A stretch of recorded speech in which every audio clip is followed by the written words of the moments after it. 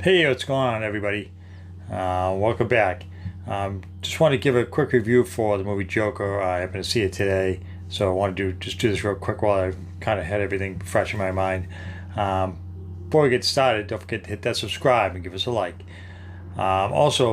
This will contain spoilers, so if you don't want to know what happened in the movie, don't watch this video. If you don't mind hearing the spoilers, then just continue watching. This movie, it stars Joaquin Phoenix. And I think he did a fantastic job as Joker. Kind of a guy that just his whole life's been pretty messed up. It starts with him as he's job as a clown, doing kids parties and there's one scene where at the beginning where he's holding a sign for some company, going out of business. I forget what the sign said. And these kids come along and they steal the sign from him, and he chases them down, and they're beating him up pretty good. So then he is, goes back to where he works. He works for a place, and there's all these guys that work as clowns doing various events or whatever. And they start commenting about how the sign gets stolen from him, how he get beaten up, and coworker gives him a gun to try to so he can help defend himself. And the boss calls him in and says he doesn't believe his story, that it's ridiculous. Why would these kids want to steal a sign? And that however he thinks he's a freak and nobody likes him. So that's kind of like, the first thing really bad that they show that, after the beat that I have is kind of like one thing after another that keeps happening with this guy. So he goes back to his apartment, and he meets this girl on the elevator that lives in the same building as him. And after that moment, he starts to, you start to think he's getting close to this girl, like it's going to be his girlfriend. And later in the movie, you find out that it's just in his head. He was never with her. It's just one of those things that he was having delusions that he was with her, but he never really was. So he lives with his mother. He's taking care of his mother because she's disabled or whatever. They don't say really what's wrong, but there's something clearly wrong with her. And one night he finds this letter to Thomas Wayne, and she wrote to him this letter, and it says in it, "Your son this, your son that." So it sounds like that Thomas Wayne, it's Bruce Wayne's father, is his father. So he's gonna go, I guess, try to talk to Thomas Wayne or whatever. Meantime, he ends up on this train, and these three guys are there picking on someone on the train, and they're throwing French fries at it. So he sees this and he gets nervous. So he has this condition where when he gets nervous, he starts laughing uncontrollably. And when they think that he's laughing at them, needless to say, they end up, beating up the guy. But he takes out the gun that the coworker had given to him at the beginning of the movie, and he shoots all three of them. He chases one of them down and kills them. So all three get killed. So that's kind of like the third thing bad that's not happening. I mean, he got the thing we get beaten up, and you get the thing where the boss didn't believe him, and he said nobody liked him. Then these guys start beat him up, and end up killing them. In the meantime, he thinks, he really thinks he's going to be a joker, so he's trying to be a comedian. So he goes to this comedy club, and he tries to be funny, but because he can't control laughing, he just laughs uncontrollably because he's nervous. And so this video ends up getting played by the character by Robert De Niro, I think Murray Franklin. It's kind of like a Tonight Show, and he plays it on the air. So now, the whole world sees it. So now it's like, just another thing. Like now everybody knows that there's something wrong with him. The guy's, was making fun of him, saying something wrong with this guy or whatever. So after that, he ends up going to leave. After that, he went to Wayne Manor. He's going to go talk to Thomas Wayne, and he ends up meeting Bruce Wayne, who's very young in this movie. And gets in some kind of confrontation. I don't know if it's a security guy. I don't know if it's Alfred. They never really say who the guy is. The guy that's at the gate gets into small like, confrontation with the guy. The guy tells him to go away. So he ends up sneaking into this event where Thomas Wayne is at, so we can talk to Thomas Wayne because he thinks it's his father. So he ends up finding him he follows me, ends up in the bathroom, and he confronts him, says, "You're my father," and also this, in his Thomas Wayne tells him that his mother lied and she's crazy, and that he was actually adopted, and she just made the whole thing up in her head, and it was done. He's not the father.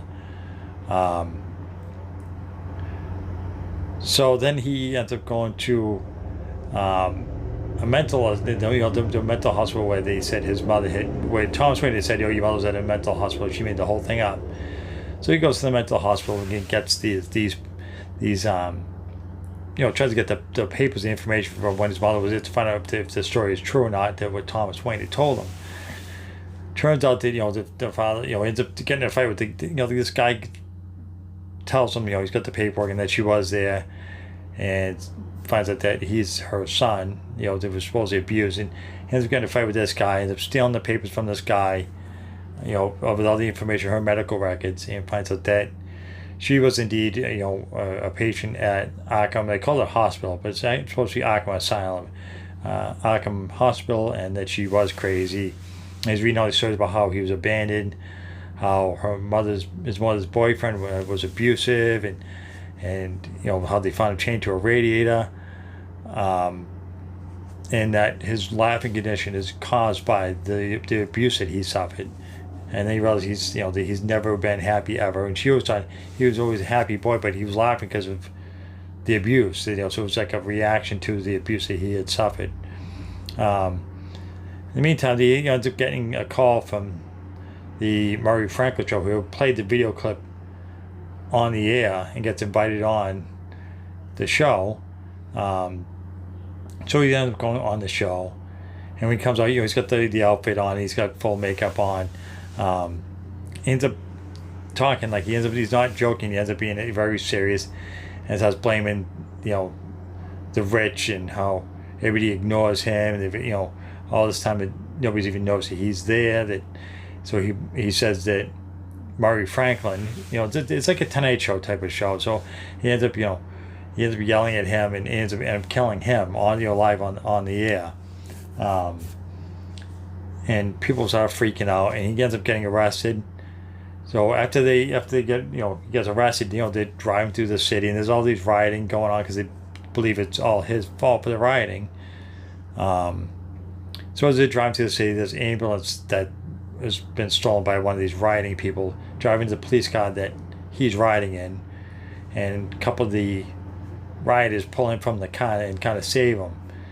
In the meantime, they show this scene, and they show Thomas Wayne and the Waynes coming out there, him and Thomas and his wife, what was her name, Martha Wayne, coming out of this movie theater or event, whatever it was, and they show a guy follow them, and he kills them. So that's kind of known if you read all the comics, or in the other movies has already been portrayed before.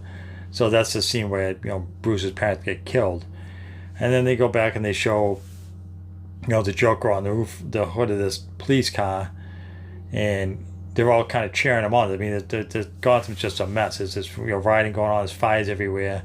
People trashing stores, stealing things. usual riots. And then it goes to the scene at the end. Then after that, they show him in a hospital. So eventually, I guess they do manage to arrest him and get him back to Arkham. And they show him being interviewed by some doctor. And then I forget what question she asked him, but then after that they show him leaving the interview room where she was talking to him, and leaving these bloody footprints. I don't know what the relevance is. I don't know if you end up killing her. They didn't show it, so I don't really know. But so one thing that I noticed was the music for all the different scenes that they showed. The music really matched what was going on in the scene. I noticed that a lot.